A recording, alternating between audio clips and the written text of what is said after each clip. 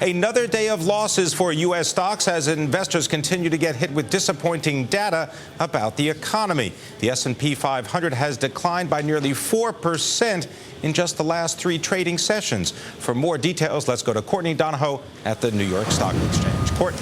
Well, third day we're seeing stocks fall, but not as bad as the pummeling that the market saw yesterday, but volume very light today. But the 2 reasons behind the drop: disappointing jobs news and Cisco's sales missing estimates dragging down those tech stocks. Well, first, unemployment claims at its highest level in almost 6 months. We saw a gain of 2,000 to 484,000. And this shows that we're still in a difficult labor market, and that could cause a ripple effect. People worried about their jobs will hold on to more of their money, and that means less consumer spending, and that's the biggest part of our economy. That's 2/3 of our economy. And Cisco, everyone's focusing on the weaker than forecast sales. Technology has been in the driver's seat throughout the recovery, and Cisco is a bellwether for the tech industry because it dominates the market for routers and switches. But these sales numbers, that could be a signal that corporate spending is starting to slow down, and corporate investment is one of the few remaining sources of economic growth.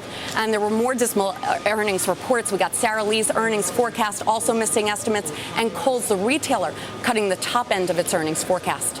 Now, Courtney, speaking about retail, Nordstrom, they came out with earnings after the bell.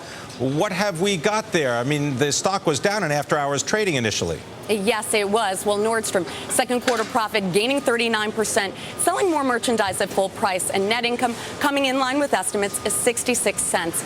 The company also reiterating its earnings forecast. Now, the department store, they had its annual anniversary sale this past quarter, and July is usually the second biggest sales month of the year for the retailer because of the sale.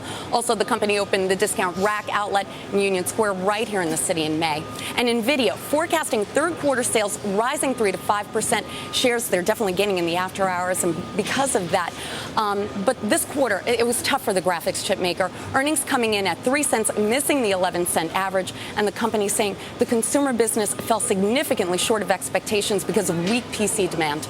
Courtney, changes at the top of General Motors. Ed Whitaker is leaving after he accomplished what he set out to do, returning GM to profitability. Yeah, 2/4 of it. Well, GM CEO stepping down on September 1st. He'll be replaced by director Dan Akerson. And Akerson is managing director at Carlyle Group, and his experience in the telecom industry, he has that just like Whitaker. Well, the next step for GM, that's the IPO. And Rebecca Lindland of IHS Automotive, she told us that he's got the credentials to take the company through changes in its financial structure. Also, GM reporting today, second quarter net income of $1.54 billion.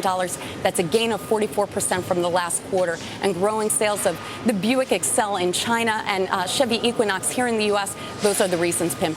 Thank you very much. Courtney Donohoe reporting from the New York Stock Exchange.